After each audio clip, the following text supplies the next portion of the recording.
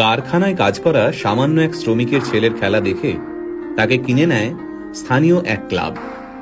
বাচ্চা ছেলেটির বয়স তখন মাত্র 5।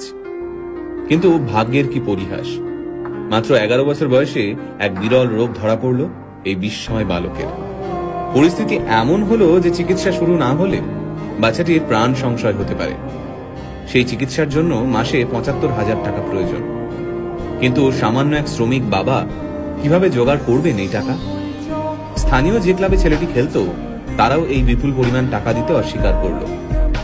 খেলা তো দূর, একটা সময় যার বেঁচে থাকা নিয়ে সংশয় দেখা গিয়েছিল, আজ সেই ছেলেটাই এই পৃথিবীর সর্বকালের সেরা একজন ফুটবলার।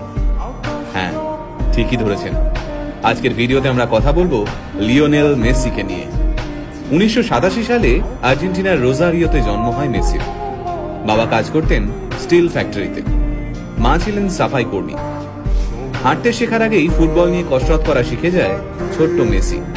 পায়ে বল নিয়ে যেন জাদু দেখাতে পারত ছোট্ট ছেলেটা। তার খেলা দেখে মাত্র 5 বছর বয়সে তাকে কিনে নেয় স্থানীয় এক ক্লাব। ছোট্ট মেসির খেলা দেখতে দূর দূরান্ত থেকে মাঠে ভিড় জমাতো দর্শকরা। তাই মাত্র 5 বছর বয়সী মেসির খবর ছড়িয়ে পড়ে আর্জেন্টিনা থেকে স্পেনে। পরিবারের মুখে দুবেলা খাবার তুলে দিতে প্রতিদিন মাথার ঘাম পায়ে ফেলতে হতো মেসির বাবাকে। ছেলের প্রতিভা দেখে নিশ্চিন্ত হন মেসির বাবা। ভেবেছিলেন কষ্টের দিন শেষ হতে চলেছে। সবকিছুই ঠিকঠাক চলছিল। সবাই জানতো মেসি ইউরোপের বড় কোনো ক্লাবে খেলবেই। তারপর মেসির যখন বয়স মাত্র 11, তখন ধরা পড়ল এক বিরল রোগ, গ্রোথ হরমোন ডেফিসিয়েন্সি। এই রোগের কারণে বাচ্চার বৃদ্ধি কমে যায়, সাথে বেড়ে যায় ওজন। এই রোগের চিকিৎসা করাতে প্রতিদিন মেসির পায়ে 2টো ইঞ্জেকশন দেওয়া হতো। এই চিকিৎসা করতে মাসে খরচ হতো প্রায় 75,000 টাকা। মেসির পরিবারের পক্ষে এই বিপুল পরিমাণ টাকা দেওয়া অসম্ভব হয়ে দাঁড়ায়। আর ওই সময় মেসির ক্লাব এই বিপুল টাকা দিতে অস্বীকার করে।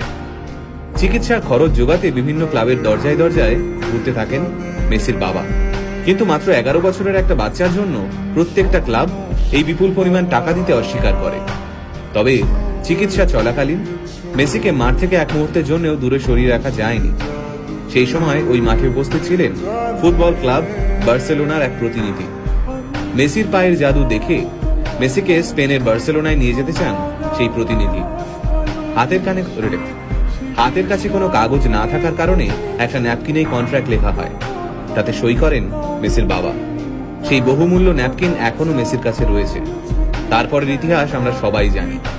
বার্সেলোনায় ইতিহাস তৈরি করেন তিনি। বিশ্বের সামনে বার্সেলোনাকে সেরা ক্লাব হিসেবে তুলে ধরেন। শুধুমাত্র 2012 সালেই মেসি 91টি গোল করেন। সেই রেকর্ড এখনো কেউ ভাঙতে পারেননি। আজ প্রায় 5,000 কোটি টাকার মালিক মেসি। নিজের ফুটবল ক্যারিয়ারে পেয়েছেন প্রচুর খ্যাতি। এত খ্যাতি, এত সম্পত্তি পেয়েও মাথা ঘুরে যায়নি তার। বিয়ে করেছেন সেই ছোট্টবেলার বান্ধবী আন্তোনেলাকে। মাত্র 11 বছর বয়সে মেসি যখন আর্জেন্টিনা ছেড়ে স্পেনে চলে যান, তখন তিনি আন্তোনেলাকে কথা দিয়েছিলেন যে একদিন না একদিন তিনি তাকে স্পেনে নিয়ে যাবেনই। কথা রেখেছিলেন মেসি। ছোটবেলা থেকে স্পেনেই থাকতেন মেসি। বলা যায় স্পেনেই বড় হয়ে উঠেছেন তিনি। স্পেন ফুটবলের এক কর্তা মেসিকে স্পেনের হয়ে ফুটবল খেলতে অনুরোধ করেছিলেন, কিন্তু মেসি হাসি মুখে সেই অনুরোধ প্রত্যাখ্যান করেছিলেন। বর্তমানে পৃথিবীতে এমন কোনো ট্রফি নেই যা মেসির নামের পাশে নেই।